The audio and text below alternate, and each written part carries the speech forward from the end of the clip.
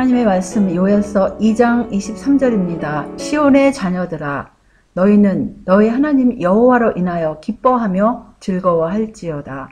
그가 너희를 위하여 비를 내리시되 이른 비와 늦은 비가 전과 같을 것이라. 28절 29절입니다. 그 후에 내가 내 영을 만민에게 부어주리니 너희 자녀들이 장래 일을 말할 것이며 너희 늙은이는 꿈을 꾸며 너희 젊은이는 이상을 볼 것이며 그때에 내가 또 내 영으로 남종과 여종에게 부어줄 것이며.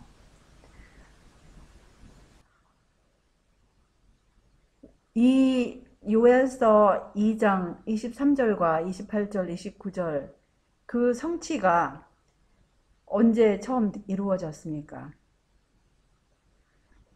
예, 맞습니다. 이른비의 그 성취는 바로 예수님께서 십자가에 돌아가시고 또 부활하신 이후에 주님의 자녀들이 그 구속의 경륜을 깨닫고 정말 하나님 아버지께서 그분의 아드님을 보내주셨다고 깨닫고 그거를 외칠 때에 주님의 이름으로 모인 무리 가운데 그분의 영을 한량없이 부어주셨습니다. 그 이후에 또 이렇게 단체적으로 주님의 영을 받은 시점이 이제 물론 뭐 아주 없다고는 할 수 없지만 1844년 그 당시에 43년하고 44년에 어느 정도는 받았지만 그 초대교회만큼은 받지는 사실은 않았어요. 그런데 마지막 때에 예수님께서 다시 오시기 직전에 주심하고 이 약속하신 요엘서 2장 23절하고 28절 29절의 이 성취가 이제 곧 주님의 재림 바로 직전에 이루어지실 것입니다. 근데 그 말씀이 어디에 또 기록이 됐냐면 바로 계시록 18장에 이렇게 기록이 되었어요. 그래서 오늘은 계시록 18장 천사의 큰 외침해서 제가 이제 전체적으로 이거를 다 다룰 시간도 없고 그래서 부분적으로 제1부하고 2부를 이렇게 나누었습니다. 그래서 이제 제가 다룰 부분은 물론 이제 나중에 이제 다시 이제 계시록을 1장부터 이제 계속 공부하는 그런 시간을 우리들이 가질 거예요. 근데 이제 제가 요번 시간하고 다음 시간에 다루는 내용은 이제 거기서 계시록 18장 그 앞부분에 바로 이제 그 외침의 내용이 무엇인가. 지난 여름에 제가 이것을 계시록 14장을 마지막 그 셋째 천사의 큰 외침의 종결에서 이제 부분적으로 다루었는데요.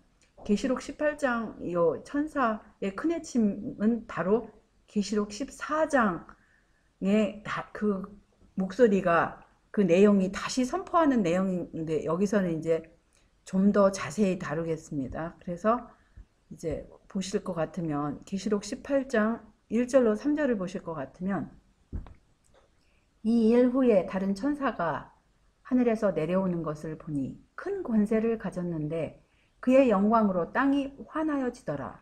힘센 음성으로 외쳐 가로되 무너졌도다 무너졌도다 큰 성 바벨론이여 귀신의 처소와 각종 더러운 영에 모이는 곳과 각종 더럽고 가증한 새의 모이는 곳이 되었도다. 그 음행의 진노의 포도주를 인하여 만국이 무너졌으며 또 땅의 왕들이 그로 더불어 음행하였으며 땅의 상고들도 그 사치의 세력을 인하여 치부하였도다 하더라. 4절로 6절입니다. 또 내가 들으니 하늘로서 다른 음성이 나서 가로되 내 백성아 거기서 나와 그의 죄에 참여하지 말고 그의 받을 재앙들을 받지 말라. 그 죄는 하늘에 사무쳤으며 하나님은 그의 불의한 일을 기억하신지라. 그가 준 그대로 그에게 주고 그의 행위대로 갑절을 갚아주고 그의 섞은 잔에도 갑절이나 섞어 그에게 주라. 그래서 사실 계시록 18장은 이제 이것으로 끝나지 않고 그 뒤에 보면은 이 바벨론이 받을 그런 형벌의 내용이 이제 쭉 24절까지 이어지는데요. 이제 이 앞부분에 계시록 18장 1절로 6절의 내용을 이제 영감의 글을 이제 모아서 여러분과 제가 살펴보고 과연 우리가 어느 시점에 서 있는지 이것을 위해서 우리가 어떻게 우리의 몸과 마음을 준비할 것인지를 이제 생각하는 그런 시간이 되십시다. 이 기별은 최후의 기별이라고 이렇게 말씀하세요. 대쟁투 390쪽을 보시면 요한계시록 18장은 계시록 14장 6절로 12절에 삼중 경고를 거절한 결과로 교회가 둘째 천사가 예언한 상태에 빠졌을 때 아직도 바벨론 가운데 남아있는 하나님의 백성을 향하여 그 가운데서 나오라는 초청이 주어질 시기를 지적하고 있다. 그 기별은 이 세상에 전해질 최후의 기별이며 그것으로서 그 사업이 마쳐질 것이다. 진리를 믿지 않고 불의를 좋아하는 모든 자들이 속임을 받아 거짓을 믿도록 방임되어 있을 때 진리의 빛은 그것을 받고자 마음을 열고 있는 백성들을 비추어 줄 것이며 바벨론 가운데 있는 하나님의 모든 자녀들은 내 백성아 거기서 나오라는 호소에 유의하게 될 것이다. 우리가 성경이나 예언의 신에 보실 것 같으면 이 진리라는 단어가 참으로 많이 나와요. 근데 이제 제가 여러분들에게 여러 번 이제 소개한 그 진리에 관한 성경 말씀들 다시 한번 우리가 상고해 보실 것 같으면 예수님께서 친히 말씀하시기를 무엇이 진리이다 하셨죠? 아버지의 말씀은 진리니이다. 요한복음 17장 11절에 그렇게 말씀하셨어요.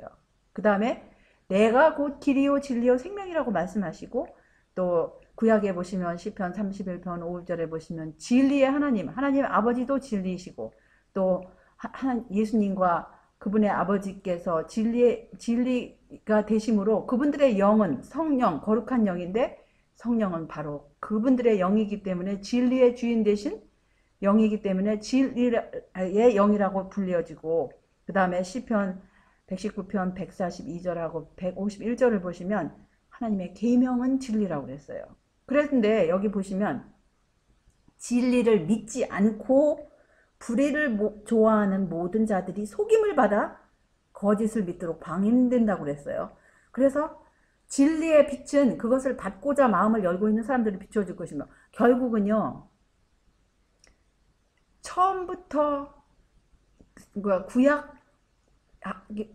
구약부터 특별히 신약 마지막 책에서 종교를 짓는 것이 무엇이냐면 진리가 무엇이고 진리가 어느 분이신가에 결국은 그 기별이 그 상세 내용이 계시록 14장 세천사의 기별에서도 다 밝혀졌고 또 다시 그것을 다시 반복하여 크게 외쳐지는 기별이 바로 계시록 18장의 앞부분의 내용인 것입니다. 근데 이것이 그 18장이 외쳐지는 시점을 여기서 말씀하시는데요. 영문 시조 1893년도 그 시조에 보시면 이런 말씀이 있어요. 6월 12일자에 보시면 하나님께서 그분의 백성들이 양심의 지도를 따라 그분을 섬길 수 있도록 피난처로 제공하신 나라, 오랫동안 전능하신 분의 보호를 받던 나라, 그리스도의 순수한 종교를 보존함으로 하나님께서 축복하신 나라가 입법자들을 통하여 개신교의 원칙들을 버리고 하나님의 율법을 변경함으로 로마교의 배도에 동조할 때에 죄악의 절정은 마지막 절정은 이루어질 것이다. 개신교도들은 모든 감화와 능력을 다해서 교황권의 편을 들 것이며 거짓 안식일을 강요하는 국가적인 법령으로서 로마교의 횡포와 양심의 억압을 부활시키므로 타락한 로마교의 신앙에 활기를 줄 것이다. 그때야말로 하나님께서 강하신 능력으로 진리를 옹호하기 위하여 일하실 때이다.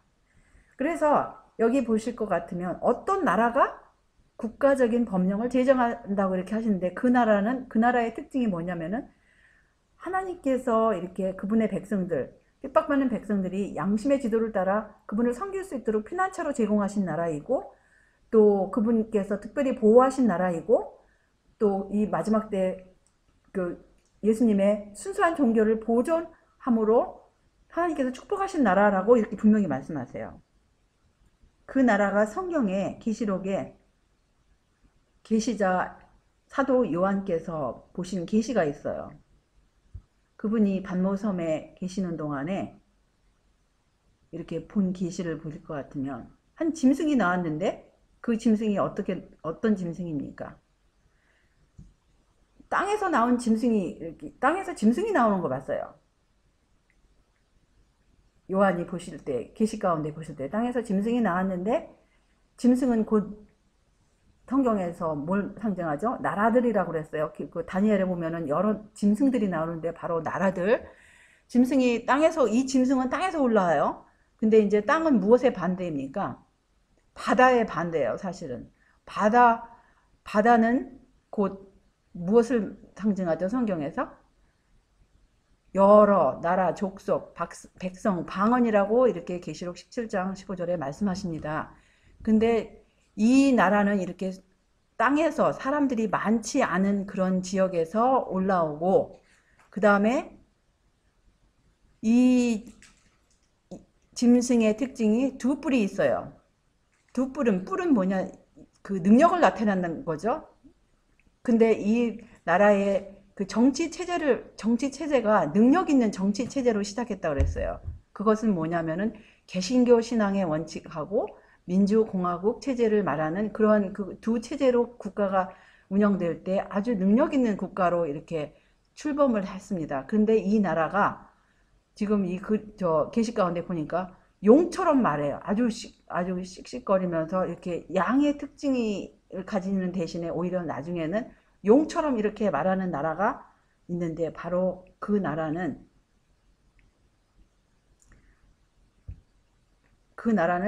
이렇게 또 다른 짐승이 땅에서 올라오니 새끼 양같이 두 뿔이 있고 용처럼 말하더라. 저가 먼저 나온 짐승의 모든 권세를 그 앞에서 행하고 땅과 땅에 거하는 자들로 처음 짐승에게 경배하게 하니 곧 죽게 되었던 상처가 나은 자니라. 그래서 죽게 되었던 상처가 나은 자는 바로 법왕권인데, 지금 이 지구상에서 지금 사실 이 지난 주일에 그 지구 종말의 시계에 관련된 그 기사를 보니까요, 지금 3분이 남았다 그래요. 지구 종말을, 사실 그거는 몇 년 전부터 시작을 했다고 하는데, 그것이 이제 최근에 발표하기를 바로 이렇게 3분이 남았다고 하는데, 그것은 아주 짧은 시간이라고 그래요. 그것 이제 하나님도 안 믿는 사람들이 이제 모든 이 지구상의 형편을 볼 때 지구가 오래 갈 수 없다라는 것을 그들이 이제 이렇게 한 도표를 만드는 건데, 지금 이 시점에, 그런 시점에 우리가 사는데, 죽게 되었던 상처가 낳은 그 법왕권을 앞서서 돕는 나라가 어느 나라죠? 바로 이 나라예요. 지금 이 자유여신상이 세워진 그 나라가 바로 새끼 양같이 이렇게 두 뿔이 있고 용처럼 말하는 나라가 되었어요. 지난주 수요일인가, 미 상원 의원이 발표하는 내용을 여러분들도 혹시 들으셨는지 모르겠어요. 뭐라고 그랬냐면은, 이제 미국이라는 나라가 정말 용처럼 말하는 그런 시점에 이르는 것을 그 입에서 말이 나왔는데, 어떤 말을 했냐면, 이제 미국이라는 나라가 IS를 대항하여 그러니까 ISIS를 대항하여 싸우기 위해서 그 군사력을 이제 키워주는데, 그 군사력에는 제한이 없이 미국의 군사력을 이 지구상에 있는 어느 나라에든지 어떤 이유에든지 자기들이 필요하면 상관없이 제한 없이 보내서 모든 것을 자기들이 원하는 대로 통치를 하겠다는 그런 결의안을 이렇게 발표를 했어요. 그것이 이제 지금 이제 발표를 했다라는 거는 자기들이 그것을 계획을 하였기 때문에 그것을 중점적으로 이제 추진하기 위해서 일을 하겠다라고 이렇게 미리 던져주는 거예요. 그렇게 갑작스럽게 그런 일을 이렇게 발표하지는 못합니다. 미리 사람들에게 한번 던져주고 사람들이 익숙해지고 그랬을 때 이제 그것을 그 자기들의 그 원하는 것을 추진하기 위해서 이제 적극적으로 활동을 할 터인데, 어쨌든 지난주에 이런 내용이 발표가 됐어요. 그래서 이제 그것은 이제 국제 군사력을 그 계엄령 그것을 이제 결의한 그런 내용인데요. 어쨌든 이 나라는 이제 정말 용처럼 그렇게 말하는 나라가 되었습니다. 근데 이 나라에 대해서 이 나라가 특별히 일요일 법령을 강제로 이렇게 강요할 때, 그때 바로 요한계시록 18장에서 그 큰 외침이 효력을 본다라는 그런 말씀이에요. 여기 보시면 이제 1888년 교회 지남에 있던 그런 말씀인데요. 특별한 의미에서 하나님의 율법이 미국에서 폐지될 때가 오고 있다. 미국의 의정자들은 법을 제정하여 일요일 법령을 강제할 것이며 하나님의 백성들은 큰 위기를 맞게 될 것이다. 미국 의회에서 종교적 특권과 관련된 인간의 양심을 억압하기 위하여 법률을 제정하여 일요일 준수를 강요하고 제7일을 안식일로 지키는 사람들을 권력으로 억압할 때 하나님의 율법은 사실상 미국에서 폐지된다. 그래서 국가적 배도는 국가적 파멸로 이어질 것이다. 이렇게 말씀하셨어요. 그래서 미국에서 일요일 법령이 이제 강제로 그것을 강요하고 법적으로 그것을 통과했을 때 하나님의 백성들은 큰 위기를 맞게 될 것인데, 그때 하나님께서는 잠잠하시지 아니하시고 그때 하나님의 백성들을 위해서 이제 능력을 부어주시면서 그 계시록 18장 큰 외침의 그 내용을 외치게 하시면서 이제 마귀는 마귀대로 일하고 하나님께서는 그분의 백성들에게 능력을 주심으로 이 기별에 계시록 18장의 그 불러내는 그 외침에 큰 힘을 이렇게 하나님께서 부여하시는 그런 이제 내용을 계속해서 보십시다. 영문시조에 1893년도 이런 말씀이 있었어요. 선지자는 다음과 같이 말한다. 2일 후에 다른 천사가 하늘에서 내려오는 것을 보니 큰 권세를 가졌는데 그의 영광으로 땅이 환하여지더라. 힘센 음성으로 외쳐 가로되 무너졌도다 무너졌도다 큰 성 바벨론이여. 또 내가 들으니 하늘로서 다른 음성이 나서 가로되 내 백성아 거기서 나와 그의 죄에 참여하지 말고 그의 받을 재앙들을 받지 말라. 그 죄는 하늘에 사무쳤으며 하나님은 그의 불의한 일을 기억하신지라. 언제 그 죄가 하늘에 사무치는가? 그때는 하나님의 율법이 다른 법령을 세움으로써 마침내 폐하여질 때이다. 그때는 하나님의 백성들의 극심한 형편이 하늘과 땅의 통치자가 누구이신지를 나타낼 절호의 기회이다. 사단의 세력이 밑에서 올라와 요동시키는 동안 하나님께서는 진리의 기별이 온 세상에 전파되도록 하시기 위해서 당신의 백성들에게 빛과 능력을 보내실 것이다. 지금 답이 나오잖아요. 지금 그렇게 사단이 이런 미국이라는 나라를 통해서 그런 법을 강제령을 선포했을 때 하나님께서는 하나님의 백성, 진실한 백성들에게 빛과 능력을 보내실 시점이 바로 이 계시록 18장을 지금 외치는 그 계시록 18장을 인용하시면서 이렇게 말씀하시는 거예요. 그래서 그 시점이 바로 나오는 거예요. 그래서 우리가 이제 하나님의 진실한 백성들, 하나님의 계명이 무엇인지를 알고 하나님의 계명과 예수 믿음을 지키기 위하여 몸부림치는 백성들에게 이런 능력이 이렇게 분명히 약속되는데 이게 언제일까? 그러면서 이제 이런 말씀을 뒷받침 모르고 이런 배경을 모르고 그냥 계시록 18장이 뭐 자기네가 그냥 언제든지 외치면 될 거라고 이렇게 생각하지만 하나님께서는 제정하신 시간이 있어요. 이것이 아무 때나 이 효력을 볼 수가 없어요. 계시록 18장을 지금 나가서 아무리 외쳐본들 효력이 없어요. 왜냐하면 지금 분명히 우리는 예언의 백성이기 때문에 말씀하시기를 그 하나님의 율법이 폐하여질 때에 하나님께서 빛과 능력을 백성들에게 부여하신다고 분명히 말씀했어요. 그때에 이렇게 외쳤을 때 효력, 정말 그 주님께서 의도하신 대로 그 효력이 발생하지, 지금은 그 효력을 발생할 수가 없어요. 왜냐면 그 법이 선포지도 않았기 때문에 각 교회마다 자기 교회가 다 지금 옳게 진행되고 있다고 지금 생각하고 있는 시점에서 나오라고 하면, 물론 이제 먼저 나온 백성이 있어야 이때 외쳐줄 수 있는 거예요. 근데 그 대부분의 사람들은 아직도 이 바벨론 가운데 있는 것이죠. 하나님의 율법이 폐지될 때 주의 안식일은 티끌 가운데서 짓밟히고 그 대신 국법의 강한 손으로 법왕의 제도를 받아들이라고 강요할 때 세상 죄는 하늘에 닿을 것이다. 하나님이 명하신 제도보다 사람의 제도를 높임으로써 그들은 크신 입법자를 경멸하고 그분의 표징, 곧 그분의 인을 거절하는 것이다. 그분의 표징과 그분의 인은 바로 제7일 안식일입니다. 넷째 계명이죠.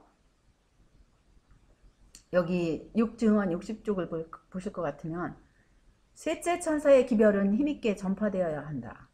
첫째와 둘째 천사의 기별이 힘이 셋째 기별을 통하여 더 강하게 되어야 한다. 계시록에서 요한은 셋째 천사와 연합하는 하늘의 사자에 대하여 이렇게 말한다. 그리고 이제 계시록 18장 1, 2절을 인용하시는데요. 역시 마찬가지로 이 18장을 외치기 위한 또 그 배경을 또 이렇게 설명하세요. 그래서 이런 모든 그 예언의 신을 보실 것 같으면, 지금 육중언에도 말씀하시고 조금 전에 영문 시조에도 또 영문 교회진함에도 여러 군데에서 이런 그 계시록 18장이 언제 선포될 것인가를 지금 계속 이렇게 말씀하시는 거예요. 시련이 우리 주위를 애워쌀 때에 우리 진 중에 분리와 연합이 나타날 것이다. 현재 무기를 들고 싸울 채비가 된 사람들 중 어떤 이들은 진짜 시련의 때가 되면 그들이 굳센 반석 위에 집을 짓지 않은 사실이 드러나게 될 것이며 그들은 시험에 굴복할 것이다. 위대한 빛과 귀중한 특권을 가졌으나 그것을 증대하지 아니한 자들은 이 핑계 저 핑계로 우리 진영에서부터 떠날 것이다. 진리를 사랑하는 마음을 받지 않으므로 그들은 원수의 속임에 빠질 것이며 그들은 속이는 영과 귀신의 가르침에 귀를 기울여 급기야는 믿음에서 떠날 것이다. 제가 조금 전에도 말씀드렸는데요. 계시록 18장, 이것이 가장 큰 효력을 보는 시점은 이제 일요일 법령이, 미국에서 일요일 법령이 통과되고 온 세계적으로 그것이 강요될 시점인데, 그때에 이것을 계시록 18장의 내용을 맨 처음으로 외치는 사람이 누구겠어요? 바벨론 가운데 있는 사람이 외치겠어요? 그 사람들은 그 내용 자체도 모릅니다. 그때에 만약에 우리 하나님의 백성들이 먼저 준비되지 않은 사람이 한 사람도 없을 것 같으면 계시록 18장을 외칠 사람이 한 사람도 없는 거예요. 그것은 무엇을 우리에게 생각하게 하시는가 하면은, 먼저 진리가 무엇인지, 계시록 18장의 내용이 무엇인지, 계시록 14장의 내용이 무엇인지 깨닫고 그것을 순종하는 백성이 나타날 때만이 계시록 18장으로 해서 하나님께서 일하실 때가 될 수 있으신 것입니다. 계시록 14장도 제대로 깨닫지 못하고 18장의 내용도 깨닫지 못하는데 하나님께서 어떻게 일요일 법령을 이거를 발표하실 수가 있겠습니까? 그거를 한번 생각해 보세요. 그것이 통과되면 하나님의 백성들에게 성령을 부어주셔서 이것을 외치고 그 안에 있는 바벨론에 있는 백성들을 지금 불러내셔서 진리가 무엇인지 보여주셔야 할 것인데, 만약에 한 사람도 이거를 깨닫는 사람이 없을 것 같으면 하나님께서 역사하실 수가 없으세요. 근데 여기 계속해서 진리를 사랑하는 마음을 받지 않음으로써 이렇게 진리에 대해서 말씀을 하시는데요.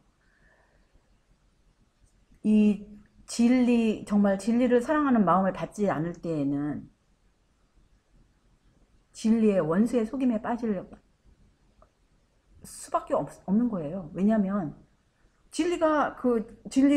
그냥 이론적으로만 진리를 만약에 안다고 합시다. 아니면 이 핑계 저 핑계 대면서 진리가 별로 그게 어때 이런 식으로 하면서 이제 우리가 진리의 그 소중함을 깨닫지 못할 때에는 그냥 뭐 이것저것에 우리도 모르는 사이에 이렇게 진리를 떠날 수밖에 없고, 그 다음에 시험의 때가 왔을 때 시험에 굴복하게 된다라는 그런 이런 경고의 말씀인 것이에요.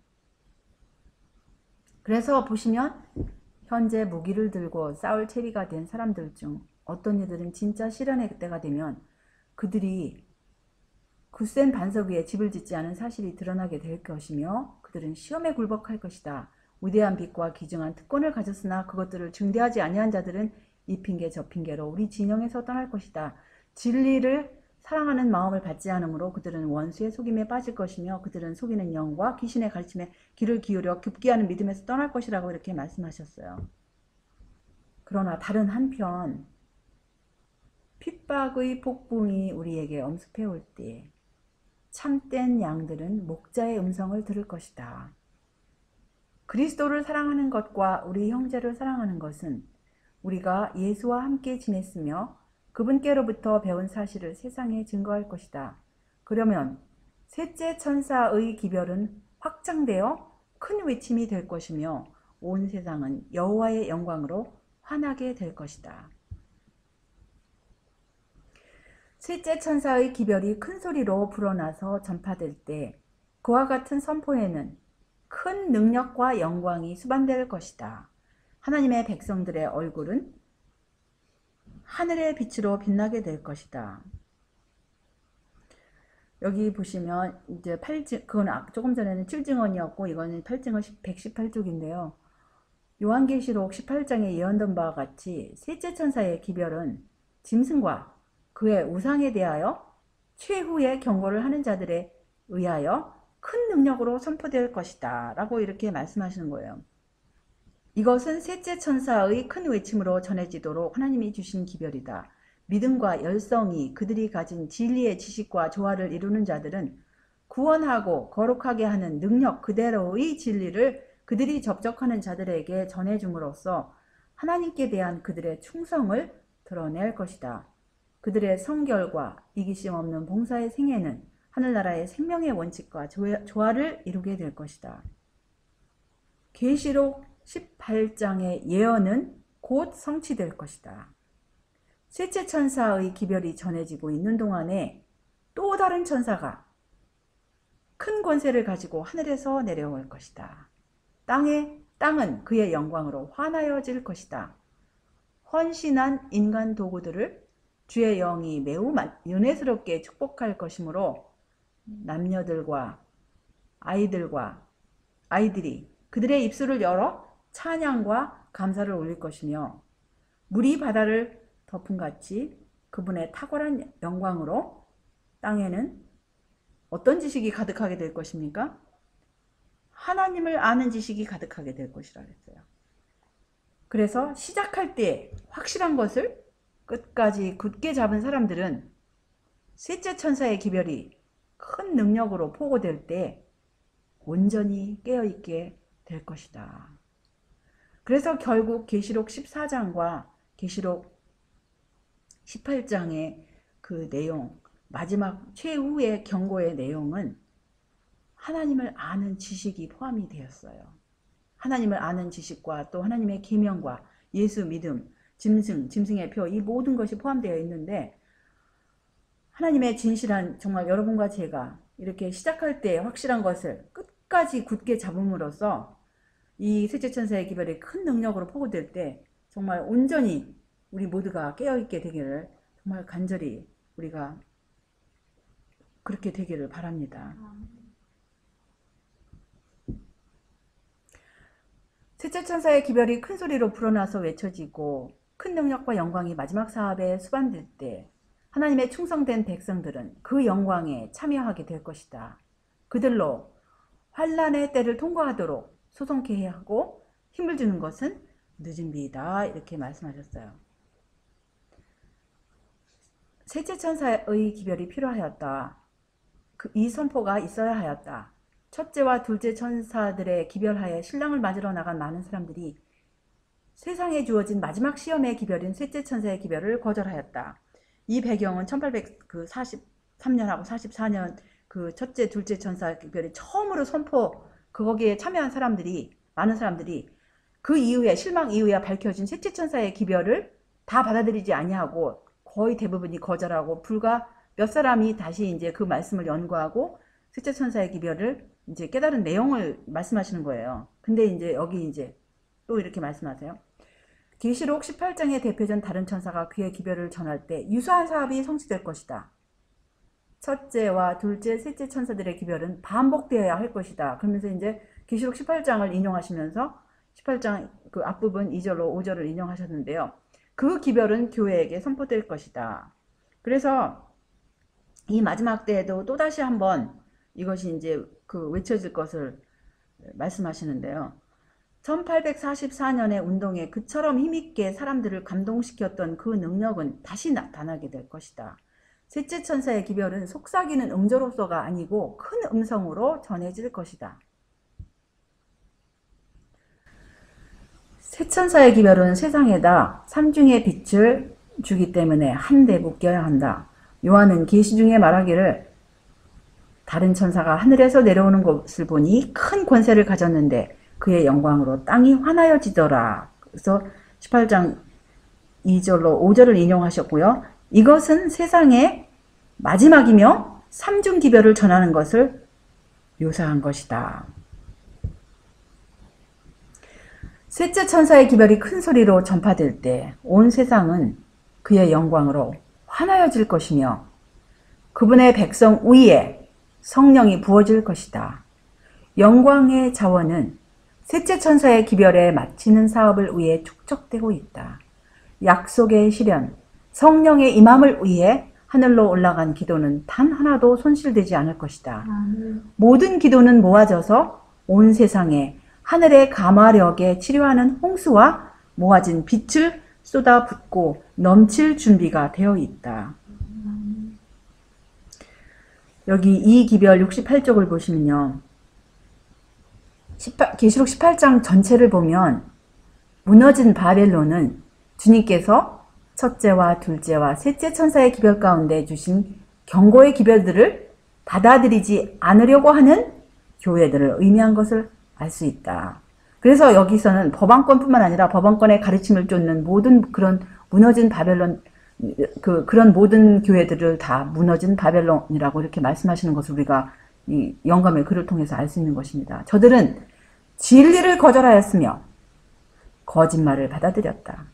저들은 진리의 기별들을 거절하였다.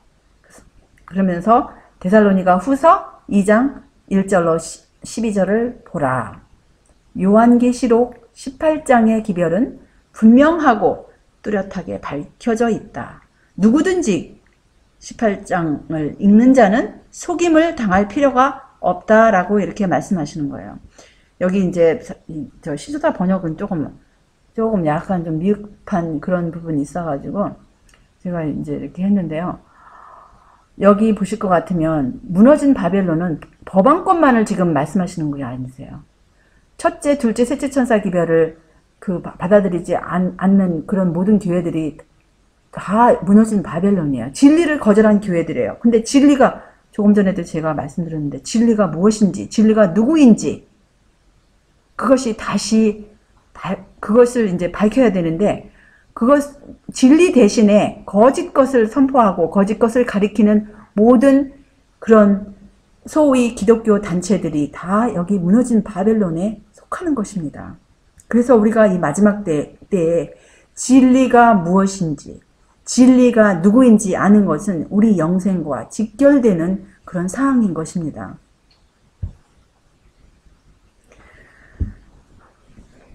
여기 이제 계속하여 이 기별 118쪽을 보시면요.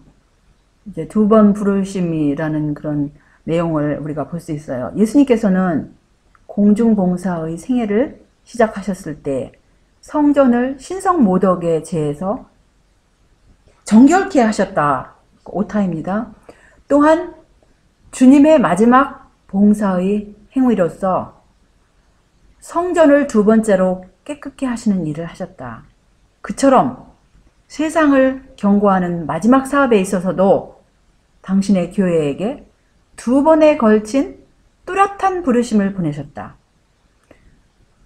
둘째 천사의 기별은 무너졌도다 무너졌도다 큰 성 바벨론이여 모든 나라를 그 음행으로 인하여 진너의 포도주로 먹이던 자로다 라는 것이었다. 그런데 셋째 천사의 크게 외치는 소리가 하늘에서부터 들려오기를 내 백성아 거기서 나와 그의 죄에 참여하지 말고 그의 받을 재앙들을 받지 말라. 그 죄는 하늘에 사무쳤으며 하나님은 그의 불의한 일을 기억하셨다고 하였다. 그래서 여기서는 이제 둘째 천사가 다시 반복되는 것을 계시록 18장 4절 5절을 말씀하시고 또 다른 데서는 앞부분에서 우리가 살펴보셨듯이 세 천사의 기별이 다시 반복되는 거 아니면 또 특별히 셋째 천사의 기별이 다시 큰 소리로 외쳐지는 그런 내용이라고 말씀하셨어요. 근데 셋째 천사의 기별은 결국 첫째, 둘째 천사의 기별을 포함하는 내용인 것입니다.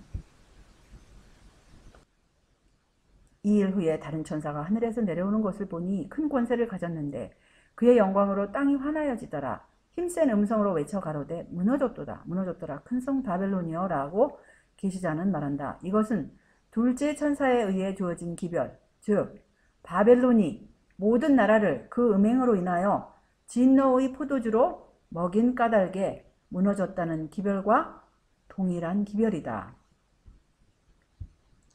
그래서 포도주가 무엇인가? 그의 거짓교리이다. 특별히 그는 넷째 계명의 안식일 대신에 거짓 안식일을 세상에 주었으며 사단이 처음으로 에덴에서 하와에게 말한 거짓말, 영혼의 본성적인 불멸성을 반복하였다. 그는 사람의 계명으로 교훈을 삼아 가르치며 유사한 많은 오류를 널리 그리고 멀리 퍼뜨렸다. 여기 보실 것 같으면 이제 특별히 안식일 계명이 마지막 때 너무나 중요한 기별인데 안식일 경배의 날뿐만 아니라 안식일의 예배 우리의 경배를 받으셔야 할 분이 과연 누구이신가? 창조주가 누구이신가? 하늘과 땅과 물들의 근원을 만드신 분이 누구신가를 밝히 우리가 이 안식일 계명을 제대로 깨달았을 것 같으면 그 안식일을 세우신 분이 그 안식일의 주인이 누구신가를 반드시 이제 깨달을 수 있는 것입니다. 여기 살아남는 이들 399쪽에 보시면요. 나는 천사들이 어떤 중대한 사건을 성취시키려고 준비하기 위하여 하늘에서 왔다 갔다 하며 세상으로 내려왔다. 하늘로 올라갔다 하는 것을 보았다. 그 후에 나는 한 권세 있는 다른 천사가 셋째 천사와 함께 그 기별에 능력과 힘을 더하기 위하여 세상으로 내려가라는 명령을 받은 것을 보았다. 그 천사가 큰 영광과 능력을 받아 땅으로 내려오자 세상은 그 영광으로 환하여졌다. 그 천사가 크고 힘있는 목소리로 이렇게 다시 계시록 18장 2절을 외치는 것을 볼 수 있습니다. 그래서 그 천사에게서 빛이 사방으로 비쳐 나갔다. 둘째 천사에 의해 주어진 바와 같이 바벨론이 무너졌다는 기별은 1844년 후로 교회에 들어온 그 부패에 대한 경고와 함께 반복되었다. 그 천사의 일은 마지막으로 위대한 셋째 천사의 기별이 큰 소리로 불어나서 외쳐질 때 즉시 연합하는 것이다. 그렇게 하여 하나님의 백성들이 미국에 닥쳐올 그 시련의 때에 설 수 있도록 준비되었다. 나는 한 찬란한 빛이 저희 위에 임하고 저희가 셋째 천사의 기별을 외치기 위하여 두려움 없이 연합하는 것을 보았다. 그래서 그 힘있는 천사를 돕기 위하여 하늘에서 많은 천사들이 내려왔고 나는 여러 곳에서 다음과 같은 소리를 들었다. 내 백성아 거기서 나와 그의 죄에 참여하지 말고 그의 받을 재앙들을 받지 말라. 그 죄는 하늘에 사무쳤으며 하나님은 그의 불의한 일을 기억하신지라. 이 기별은 마치 밤중 소리가 1844년에 둘째 천사의 기별에 연합했듯이 셋째 천사의 기별에 추가된 것처럼 보였다. 하나님의 영광이 그 참고 기다리는 성도들 위에 임하자 그들은 바벨론이 무너졌다고 외치고 하나님의 백성을 불러서 그 가운데서 나와 그 두려운 형벌을 피하라고 담대하게 최후의 엄숙한 경고를 전했다. 그래서 여기 이제 이것을 듣는 사람들은 아직도 이제 바벨론 가운데 있는 사람들은 누구입니까? 아직도 그것이 무엇인지 깨닫지 못하는 사람들이고 그런데 그 시점은 어느 시점이냐?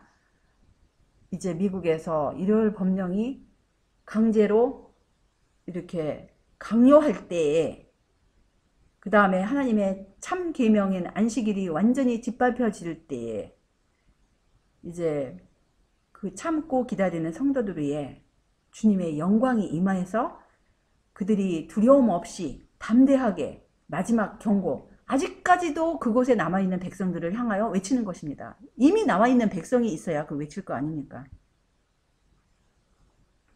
여기 영감의 걸 대쟁통 603쪽을 보시면 이 성경절은 그건 뭐냐면 이제 여기서 이제 꼬집어서 말씀하시기를 계시록 18장 1절로 저 앞부분 4절에요. 계시록 14장의 둘째 천사가 선포한 바벨론이 무너졌다는 기별이 반복하여 전해지는 때를 가리켜준다.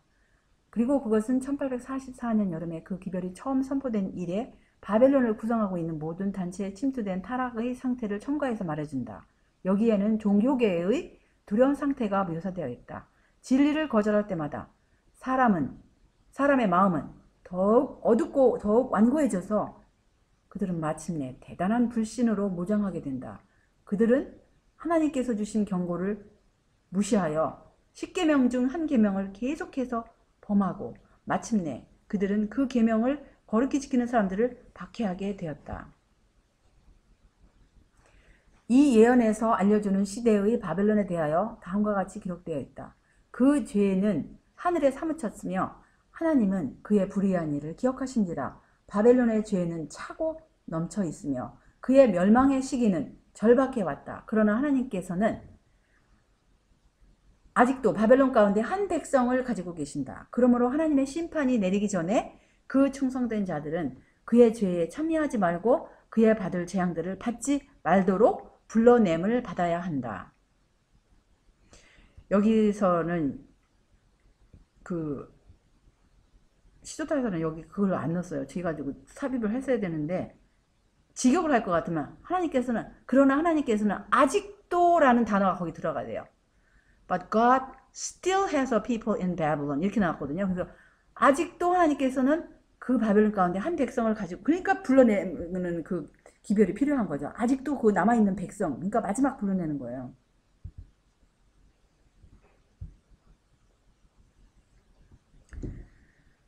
그리하여 하늘에서 내려오는 천사로 표성된 운동은 그의 영광으로 땅을 환하게 비추고 큰 음성으로 외치면서 바벨론의 죄를 지적하고 있다. 이 천사의 기별과 관련하여 내 백성아 거기서 나오라는 음성이 들린다.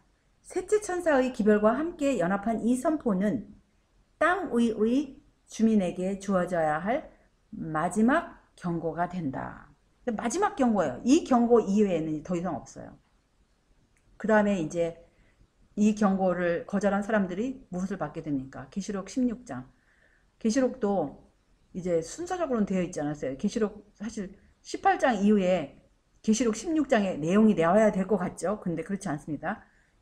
7재앙이 먼저 나와요. 16장에 그 7재앙이 먼저 나오고 근데 외침의 내용은 계시록 18장에 나와요. 왜 그런지는 저도 모르겠어요. 어쨌든 그 18장 계시록 18장 후에 임할 재앙이 바로 계시록 16장의 7재앙인 것입니다. 그 경고를 거절하였기 때문에 온 지구상에 하나님의 진리를 믿지 않고 진리를 거절한 사람들에게 그 계시록 16장의 7재앙이 임하는 것이에요. 그래서 셋째 천사의 기별을 전파하는 일에 협력하는 천사는 그 영광으로 온 세상을 환하게 한다. 온 세계적 범위의 사업이 비상한 능력으로 성취될 것이 여기에 예언되어 있다. 1840년에서 44년까지의 재림운동에는 하나님의 능력이 영광스럽게 나타난다. 첫째 천사의 기별은 세계의 모든 선교지에서 증거되었다. 그리고 어떤 나라들에서는 16세기 종교개혁 이후 어떤 곳에서 있었던 것보다 가장 큰 종교적 각성이 일어났다. 그러나 셋째 천사의 마지막 경고 아래 이루어질 큰 운동은 그것보다 훨씬 더 뛰어날 것이다. 그러면서 그것이 훨씬 더 뛰어나는데 무엇과 유사할 것 같으냐면은 611쪽에 이렇게 말씀하세요. 그 운동은 오순절의 운동과 유사할 것이다. 복음사업의 시초에 귀중한 씨앗의 발화를 위하여 성령을 부어주심으로 이른비를 주셨던 것처럼 그 사업의 종말에는 늦은 비를 주셔서 추수할 곡식을 무르익게 하실 것이다. 어떤 씨앗이 땅에 심어질 때, 그 씨앗을 심어질 때 만약에 비를 주시지 않으면 이렇게 아름답게 처음에 이 씨앗을, 이 아름다운 이 열매를 지금 맺어가려고 하지요. 근데 이 씨앗이 처음에 이 완두콩 씨를 이제 우리 밭에다가 심었어요. 근데 그 심었을 때 봄에, 이른 봄에 하나님께서 하늘에서 비를 주시지 않으면 이것이 씨앗이 발화가 안 됩니다. 마찬가지로 예수님께서 십자가에서 돌아가신 이후에 그분께서 주심하고 약속하신 요엘서에서 2장에서 주심하고 약속하신 그 이른 비와 늦은 비, 예수님께로 이끌림을 받고 굴복하는 모든 자들에게 주심하고 약속하신 주님의 성령을 주셨을 때 이것이 복음이 이제 발화를 하였어요. 그래서 온 세상에 퍼졌어요. 그런데 이것이 열매를 완전히 맺기 위해서 아무리 이른 비를 주셔서 이렇게 지금 열매가 지금 익어가는 시점에 있습니다. 근데 이것이 마지막 때에 추수하게 이것이 이제 익는 시점이 이제 6월 초인가 그래요. 6월 초에서 이제 6월 중순경쯤 하고 말쯤에 이제 이것이 완전히 익어가야 되는데 5월 말쯤이나 5월 중순경에 마지막으로 늦은 비를 주시지 않으면 이 아름다운 씨앗이 열매를 맺지 않아요. 엮을 수가 없어요. 정말 한 해는 이런 시점에서 너무너무 가물어가지고 열매를 맺지 않은 그런 해도 있었어요. 이것은 무엇입니까? 마찬가지로 감자예요. 이른 봄에 우리가 감자 씨앗을 심을 때 비를 만약에 주시지 않으면 이만큼 감자가 자랄 수 없어요. 지금 막 한참 자라는 이제 이른 비를 받아가지고 이렇게 자라기 시작해요. 그런데 추수할 시점에 이르러서 이것이 마지막에 추수할 시점 6월 한 마지막 점에 이제 이것이 익어가는데 한 5월 말쯤이나 6월 초에 또 비를 이것이 맞지 않으면 감자가요 얼마나 작은지 몰라요. 작고 이 제대로 여문 그런 곡식이 될 수가 없어요. 마찬가지로 하나님께서 이 지구 역사 가운데 지구 역사상 예수님의 십자가의 이후에 이른비를 받은 초대교회가 그 퍼뜨린 복음의 씨앗이 이렇게 온 세상에 퍼져서 아름답게 이렇게 모든 민족과 족속에게 퍼뜨려졌다 할지라도 추수를 위하여 하나님께서 이 추수를 위하여 마지막으로 그 늦은 비를 주시지 않을 것 같으면 이 곡식들이 여물 수가 없는 것입니다. 곡식들이 여물 수가 없어요. 그래서 이 마지막 때에 주시는 이 늦은 비는 곡식들로 하여금 여물 수 있도록 그러한 역할을 할 수 있도록 하나님께서 주시는 주님의 은혜이고 주님의 능력인 것입니다. 더해 주신 은혜인 것이에요. 그래서 여기 대쟁투 611쪽에 인용하신 성경절을 보시면 호세아 6장 3절에 보시면 그러므로 우리가 여호와를 알자 힘써 여호와를 알자 그의 나오심은 새벽빛같이 일정하니 비와 같이 땅을 적시는 늦은 비와 같이 우리에게 임하시리라. 시온의 자녀들아 너희는 너희 하나님 여호와로 인하여 기뻐하며 즐거워할지어다. 그가 너희를 위하여 비를 내리시되 이른 비를 너희에게 적당하게 주시리니 이른 비와 늦은 비가 전과 같을 것이라. 그러면서 여기 사도행전 2장 17절 21절에 그 말세에 주님의 영으로 모든 육체에게 부어주시고 주님의 이름을 부르는 자는 구원을 얻으리라고 이런 약속의 성취가 이른 비에서 성취되었고 이제 주님의 재림 직전에 바로 성취될 바로 직전에 우리가 살고 있는 것이에요. 위대한 복음의 사업은 그 시초에 나타났던 하나님의 능력 못지않은 큰 능력이 나타남으로 맞춰지게 될 것이다. 복음 사업의 시초에 이른 비가 내림으로 성취된 예언들은 그 사업의 종말에 늦은 비가 내림으로 다시 성취될 것이다. 그리하여 사도 베드로가 기대했던 유쾌하게 되는 날이 이를 것이다. 그러면서 여기 사도행전 3장 19절로 20절을 이제 인용하셨는데요. 그러므로 너희가 회개하고 돌이켜 너희 죄 앞에 받으라. 이같이 하면 유쾌하게 되는 날이 주 앞으로 이를 것이요 주께서 너희를 위하여 예정하신 그리스도 예수를 보내시리라. 근데 어떤 사람들은 이 개역 번역을 이제 킹제임스와 비교할 때 틀렸다라고 이제 그러면서 굳이 킹제임스 번역을 이렇게 그거를 선호하는 그런 사람들을 제가 봤는데요. 사실 이거 이제 킹제임스를 보면 개역 번역이 틀린 것처럼 보여요. 근데 어떤 때는 그렇지 않을 경우가 있어요.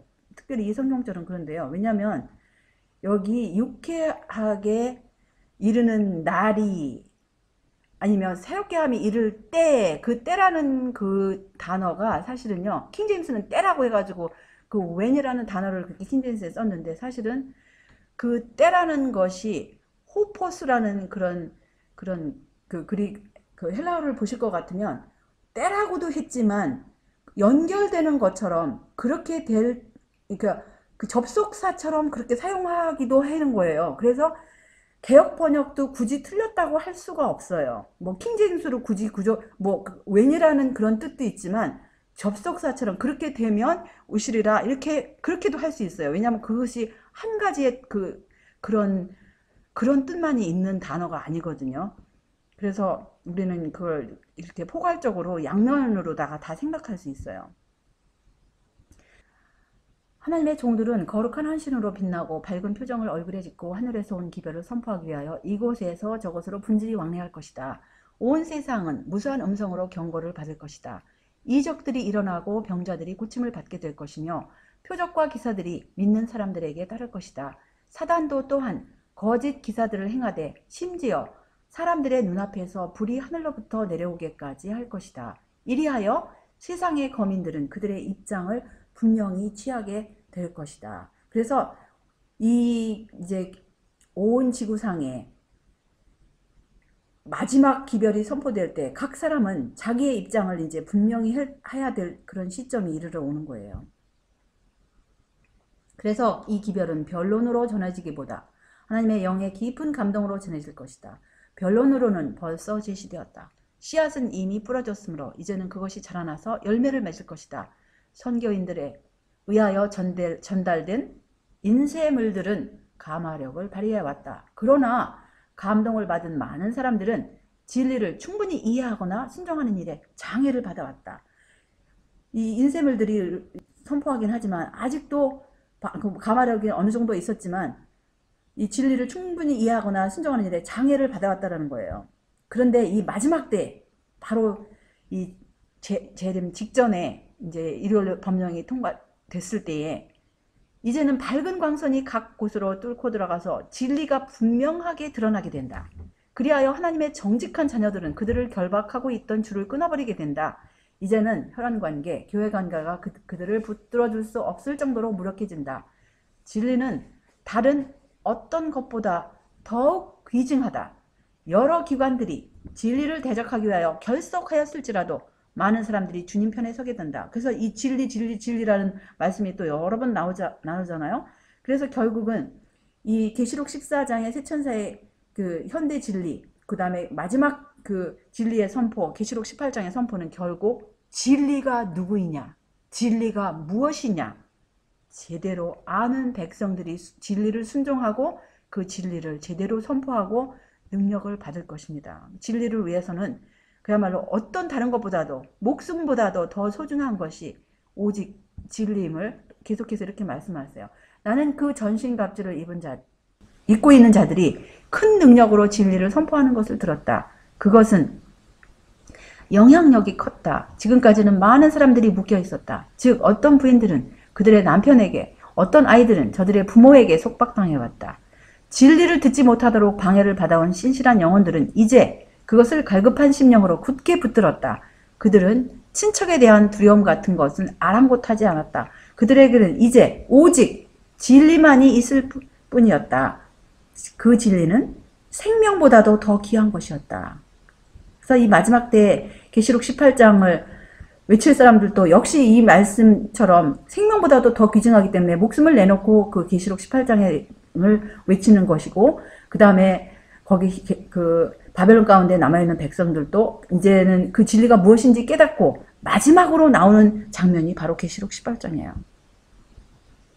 나는 무엇 때문에 이러한 큰 변화가 일어나느냐고 물었더니 한 천사가 그것은 늦은 비이며 주님의 임재하심으로 온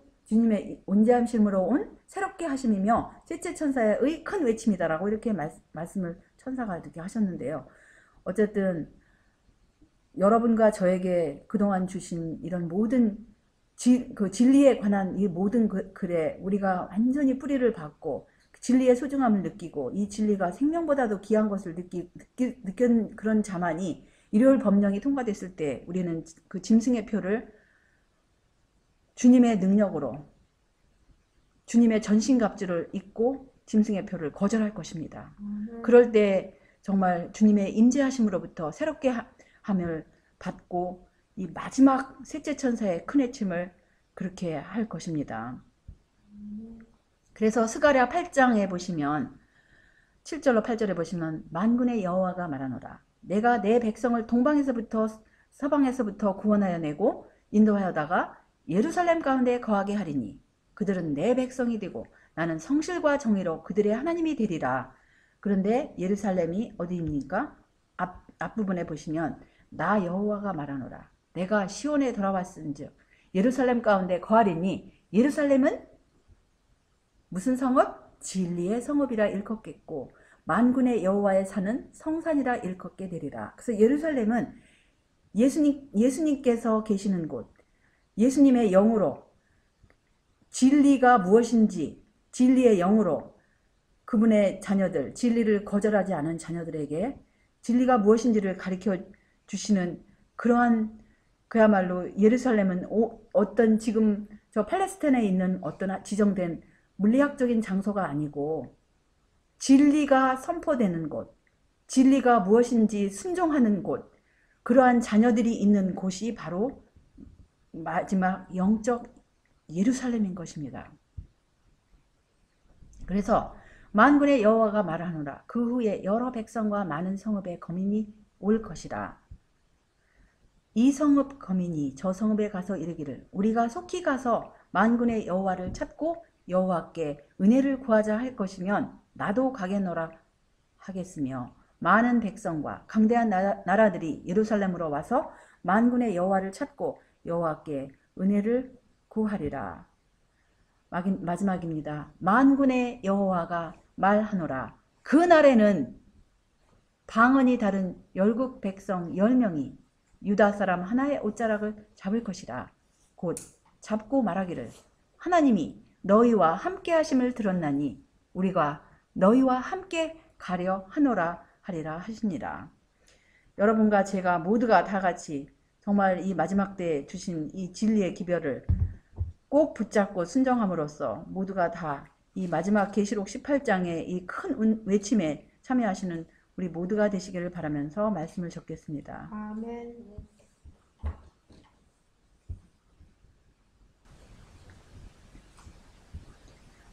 하늘에 계신 우리들의 아버지, 오늘도 우리 주님의 무한하신 자비로 우리들에게 이렇게 평안한 안식일을 주시고 이 생명의 말씀으로 우리에게 다시금 용기를 주셨사오니 진심으로 감사와 찬양을 올리옵나이다.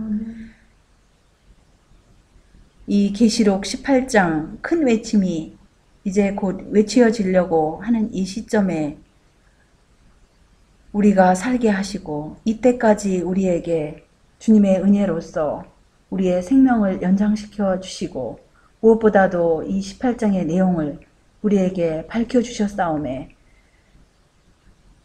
새끼양같이 두 뿔이 있고 용처럼 말하는 나라가 이제 곧 짐승의 표를 선포할 때 주여 우리가 정말 깨어 있어서 그 짐승의 표를 거절하고 그 시험의 때를 온전히 우리가 통과함으로써 이 계시록 18장의 큰 외침에 가장 먼저 참여하는 우리 모두가 될 수 있도록 날마다 주님의 영에 굴복함으로써 주님의 인도하심을 받는 그러한 귀한 자녀들이 될 수 있도록 인도하여 주시옵기를 우리 구세주 예수님의 귀하신 성어 의지하여 간절히 기도드리옵나이다.